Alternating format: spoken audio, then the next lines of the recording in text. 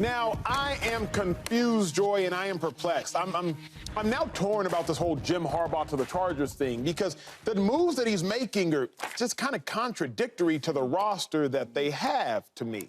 If you really think about it, when Harbaugh was at Stanford, he had a running back who's the all-time leading rusher at Stanford. Then he's at Michigan. He had a running back who's the all-time leading rusher at Michigan as it pertains to touchdowns. Then he was in San Fran, and he has a running back who's third in the history of the National Football League in rushing yards. Frank Gore, Blake Corum, Toby Gerhart. Harbaugh built his team from tight ends to the running backs. Always. Don't matter who's at quarterback. He had Andrew Luck, still running backs. He had J.J. McCarthy, supposed to go in the first round, still running back. Now you have Justin Herbert, but you are a running back, two tight end dominant head coach. So I don't know if I trust it to turn around in year one because it's just starting to look like a weird pairing, especially when you hire Greg Roman, who is a run-centric OC, but you have a pass-centric QB. So, Joy, what do you make of it? Do you trust Harbaugh to turn it around year one? Yeah, I do. I think they're going to be better significantly than they were last year. They were 5-8 with Herbert last year. I know he did get hurt, and they ended up 5-12, but they were 5-8 with Herbert. We had a lot of conversations about what was going on with Justin Herbert last year. I think that he's gonna course correct. I don't know that I can say they're going to win a playoff game. I mean, you look at the teams that missed the playoffs last year in the AFC. AFC is going to be tough. Last year, Baltimore, Buffalo, Kansas City, Houston, Cleveland, Miami, Pittsburgh. I mean, did any of those teams really get worse? Pittsburgh, I think, got better. Miami, you know, we'll see where they're at. They're going to be hovering around there. Cleveland's going to get their quarterback back. We know we just talked about how Houston has just improved. And the top three, maybe Buffalo, but then you got Cincinnati, Jacksonville, Indy. So I don't know. I don't know that they're going to necessarily be in the playoffs, and that should be the bar for what we consider to be a successful season for them. If they win 3 to 4 more games, is that a turnaround? To me, it is, especially when you're talking about dealing with a young quarterback who probably has some confidence issues at this point. They're putting together a new roster, and this is somebody that we got to give a little grace to because he's that good in Harbaugh. So I can't jump because it's the AFC to say that they're going to be winning. I expect them to go win a playoff game year one. It's a tough conference. There's a lot going on. But I do expect them to win significantly more games. I don't. I mean, I love Harbaugh. I do, man. I mean, they're gonna have the same record? I'm not saying they're gonna win 5 games. They will win more than 5 games. But what I'm saying is I think a turnaround is getting to the playoffs, right? Like, you got to get into the tournament to have a turnaround.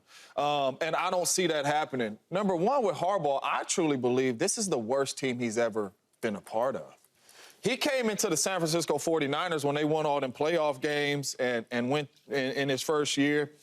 We talk about Delaney Walker all the time, the tight end Delaney Walker. We talk about Vernon Davis. We talk about Frank Gore. We talk about Crabtree. Like, he had guys on the offensive side of the ball. Then let's go to the defense. You're talking about Ray McDonald. You're talking about Justin Smith. You're talking about Ahmad Brooks. You're talking about Patrick Willis, Navarro Bowman, Alden Smith, T-Boogie, Carlos Rogers, Deshaun Golston, Whitner. Like, he had a team.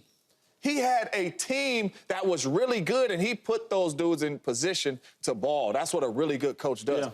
I don't know if he has the right people to put in position to turn this thing around year one. Do I believe he is going to get this thing turned around as years go on as the coach of the Chargers? Absolutely. But year one, a turnaround, I just don't think he has the roster to compete with these teams, like you just said, in the AFC to get into the tournament.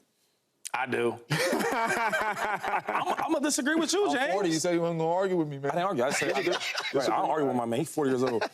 This is the reason why is because let's take you back. You talked about the order. Playoffs, that you say to the playoffs? You talked about the whole 49ers group, right?